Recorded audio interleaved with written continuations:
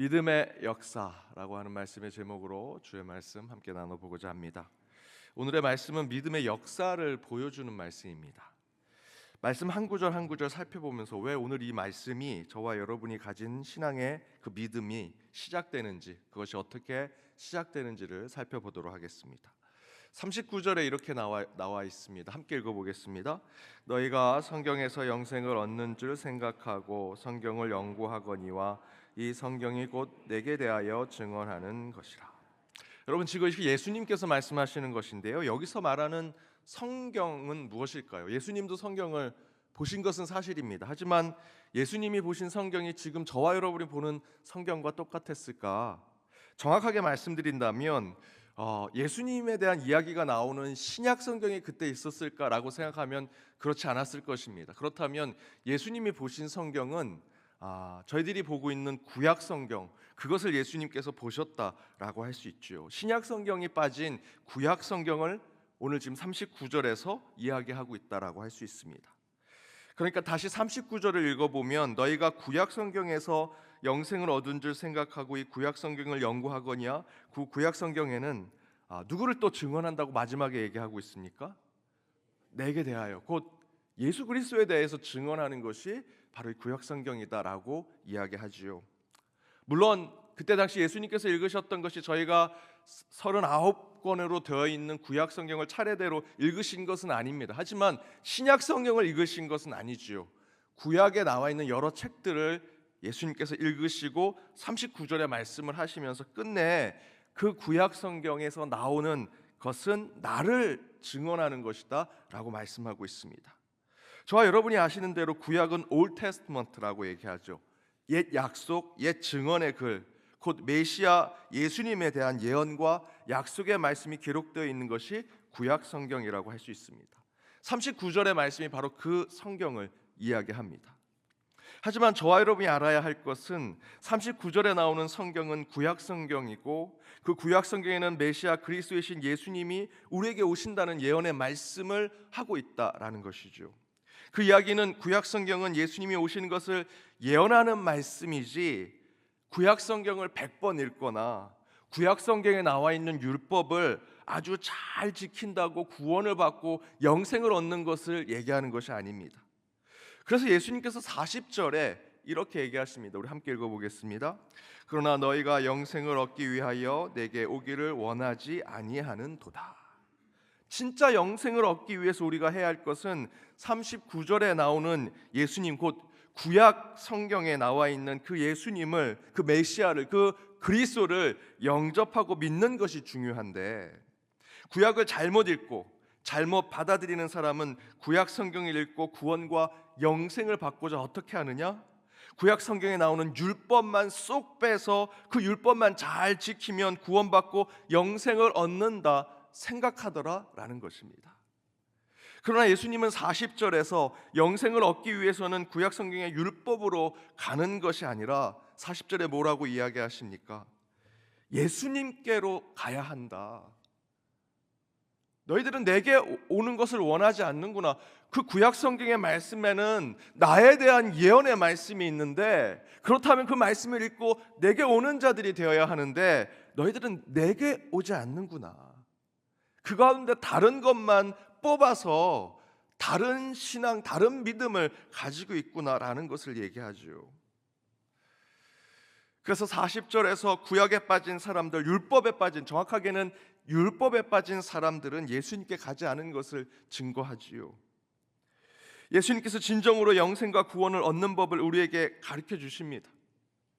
41절에서 이렇게 말씀하시지요. 우리 41절 함께 읽겠습니다. 나는 사람에게서 영광을 취하지 아니. 무슨 말씀을 하고 있습니까? 여러분이 율법을 아주 잘 지키고 무슨 대단한 일을 하면 하나님이 야, 너 정말 대단하구나, 직분자로서 또 율법을 잘 지키는 것으로 신앙의 연수가 많은 것으로 참 대단하네, 너 이렇게 해서 참 구원받을 수 있겠구나 라고 하지 않으신다라는 것이 41절의 말씀입니다. 철저히 율법의 문제를 지적하는 말씀이지요. 인간의 공로가 대단하다고 하나님이 내가 내게 영생을 주겠다, 내가 너를 구원하겠다 하지 않으신다는 말씀이 41절의 말씀입니다. 그 표현을 나는 사람에게서 영광을 취하지 않는다. 여기서의 사람은 저와 여러분이 보여주는 율법의 행위, 공로의 행위를 이야기하는 것이죠. 사람이 보여주는 것으로 나는 영광을 받는 자가 아니다라는 것을 말씀하시는 것입니다. 그러니 예수님은 그에 대한 결과를 뭐라고 말씀하십니까? 42절에 나옵니다. 함께 읽어보겠습니다. 하나님을 사랑하는 것이 너희 속에 없음을 알았노라. 하나님을 사랑하는 것이 너희 속에 없음을 알았노라. 나는 사람에게서 영광을 취하지 않는다. 너희들이 아무리 예배를 삐까뻔쩍한 곳에서 예배를 드리고 많은 공로를 쌓고 율법을 잘 지키는 것으로 아무리 내 앞에 설치라도 나는 너희들의 모습으로 영광을 받는 자가 아니다. 너희들이 어떻게 하는 것으로 나의 모습이 이렇게 바뀌고 저렇게 바뀌는 것이 아니다. 그렇게 보니 너희들의 마음속에 하나님을 사랑하는 것이 없는 것이 발견되는구나 라는 것을 얘기하시는 거죠. 여러분, 구원과 영생을 얻기 위한 믿음은 절대로 저와 여러분의 수고와 공로, 착한 일을 많이 하는 것, 이 땅에 공적을 쌓고 교회 안에 직분을 얻고 세상에서 영광을 얻는 것으로 되지 않는다라는 것입니다. 41절의 말씀대로 예수님은 우리 사람이 보여주는 어떤 영광이든 어떤 율법이든 어떤 공로이든 하나님은 그것으로 영광을 받으시지 않는다라는 것입니다. 따라서 우리는 늘 내가 아닌 하나님께만 초점을 맞추고 하나님이 원하시는 믿음의 삶을 살고자 노력하는 삶을 살아야 한다라는 것입니다. 그때 오늘 본문에서 예수님께서 지적하신 대로 구약 성경에 그 잘못된 것만 뽑아서 율법을 지키려고 하고 그 가운데 우리의 공로를 보여주려는 모습에 혹시 저와 여러분도 빠져 있지 않은지를 돌아볼 필요가 있죠. 그러면서 예수님은 진정한 구원과 영생을 얻기 위해서 믿음의 삶은 이렇게 살아야 한다. 43절과 44절에 말씀해 주고 계십니다. 제가 세 번역으로 준비했습니다. 함께 읽어보겠습니다. 내가 내 아버지의 이름으로 왔는데 너희는 나를 영접하지 않는다. 그러나 다른 이가 자기의 이름으로 오면 너희는 그를 영접할 것이다. 너희는 서로 영광을 주고받으면서 오직 한 분이신 하나님께서 주신 영광을 구하지 않으니 어떻게 믿을 수? 뭐라고 이야기하십니까? 구약 성경의 말씀, 구약에 나와 있는 약속과 그 예언대로 메시아로 예수님이 이 땅에 오셨는데 너희가 나를 영접하지 않는구나. 그러나 너희들이 대신에 세상에 있는 것에서 나를 착각하고 영접하고 있다라고 얘기하죠. 여기서 이 다른 이는 곧 예수님 당시에 로마 황제 총독, 당시 분봉왕으로 서 있는 많은 왕들을 이야기합니다. 또는 요한 복음 말씀에 요한 복음이 주어졌던 요한 공동체로 얘기하면 그 요한 공동체를 힘들게 만들었던 적그리스도를 이야기하기도 하고요. 지금 우리 시대로 얘기하면 예수님보다 더 사랑하는, 예수님보다 더 좋아하고 그를 쫓으려고 하는 우리 안에 있는 우상을 이야기하는 것이지요. 그렇게 세상의 우상들에게서 구원이 있을까, 영생이 있을까, 믿음이 있을까 찾아다니고 그런 우상과 교류하고 그곳에 절하고 그곳에 제사를 드리면서 진짜 찬양과 경배를 드려야 할 하나님께는 영광을 돌리지 않으니 예수님께서 뭐라고 말씀하십니까? 44절 후반절에 너희들이 어떻게 믿음을 가질 수 있겠느냐, 너희들이 어떻게 믿는다라고 할 수 있겠느냐 라고 말씀하시는 것입니다. 지금 우리는 사람을 향해 영광을 돌리니 지금의 이 내란 정국을 맞이했고요, 나랑 같은 이념의 사람들끼리만 같은 편이 되고 서로에게만 영광을 나누니 진정한 믿음이 사라진 시대가 되었습니다. 세상에는 다른 이가 예수인 것처럼 하여 우리에게 다가오고 우리는 그것을 진짜인 줄 알고 받아들이고 있죠. 이런 시대에 저와 여러분, 특별히 우리 연동교회 성도들은 참된 분별력을 가져야 할 것입니다. 세상의 사람과 이념, 사상과 철학, 과학, 세상의 소유와 물질을 영접하지 말아야 합니다. 그곳에 하나님이 있는 것처럼 생각하지 말아야 합니다. 그곳으로 믿음을 가질 수 있는 것처럼 우리는 그곳으로 나아가지 말아야 합니다. 오직 하나님께만 소망을 두고 오직 주님께만 영광의 손을 벌릴 때 우리 가운데 참된 영생과 구원이 이루어질 줄 저는 믿습니다. 그렇게 말씀하시면서 예수님은 39절에 나오는 구약 성경, 우리가 하는 세상의 공로와 그 행위가 잘못된 것을 45절 이하의 말씀에서 이렇게 보완해서 말씀해 주십니다. 우리 45절 함께 읽어보겠습니다. 내가 너희를 아버지께 고발할까 생각하지 말라. 너희를 고발하는 이가 있으니 곧 너희가 바라는 자 모세니라.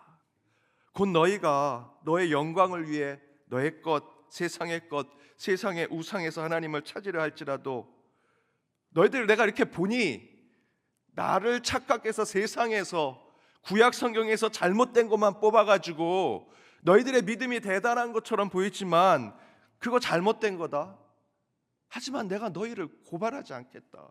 너희를 정죄하지 않겠다. 너희를 심판하지 않겠다. 예수님이 말씀하시지요. 그러면서 이렇게 얘기하십니다. 오히려 그런 너희를 고발하는 자들이 누구냐면 너희가 그렇게 따르던 그 율법을 너희들에게 알려준 모세가 너희들을 고발하게 될 것이다. 너희들이 그렇게 따르던 세상의 우상, 너희들이 그렇게 세상에 사모하는 것들이 끝내는 너희들을 심판할 것이고 너희들을 끌어내릴 것이다 라고 얘기하시는 말씀이죠. 하지만 46절의 말씀에 보면 예수님은 바로 그 율법과 공로와 행위의 신앙을 살아가도록 하는 모세의 말씀을 믿었다면 그 또한 끝내는 나를 믿는 것과 다를 바가 없다라고 말씀을 하십니다.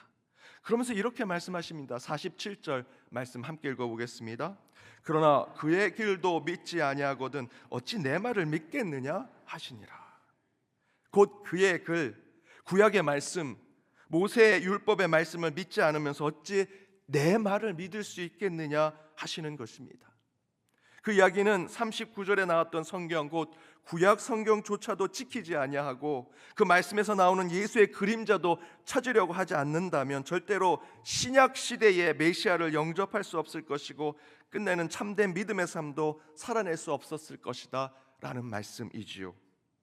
바로 여기서 믿음의 역사가 나오는 것입니다.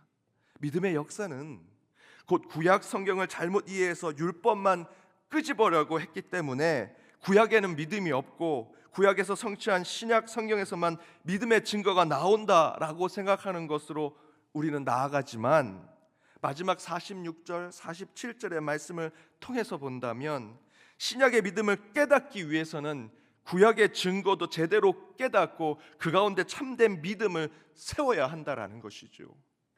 우리는 비로소 그렇게 구약 성경의 율법만 끄집어 오는 것이 아니라 구약 성경 전체가 우리에게 전하는 말씀을 믿음으로 얻어 영생과 구원을 받을 수 있다라는 것입니다.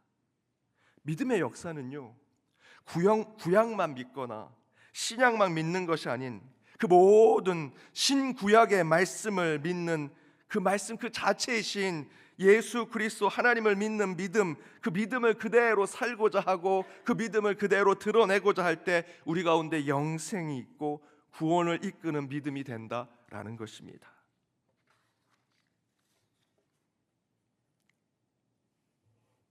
구약 성경은 물론 잘못 보면 믿음으로만 나아가서 오늘 예수님께서 지적한 대로 예수 하나님을 제대로, 예수 그리스도를 제대로 영접하지 못하게 만드는 문제가 있죠.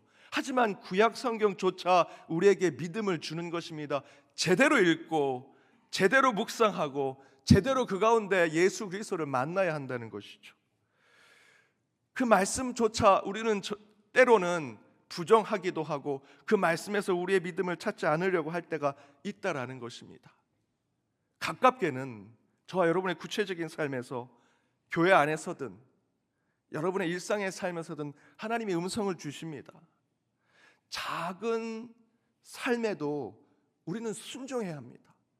그 삶도 순종하지 못하면서 어떤 직분의 삶을 살아낼 수 있겠습니까? 어떻게 해서 하나님께서 주신 세상을 향한 소명과 사명의 삶을 살아낼 수 있겠습니까? 작은 일에도 충성할 때 하나님이 주신 큰 일을 할 수 있는 것이지요.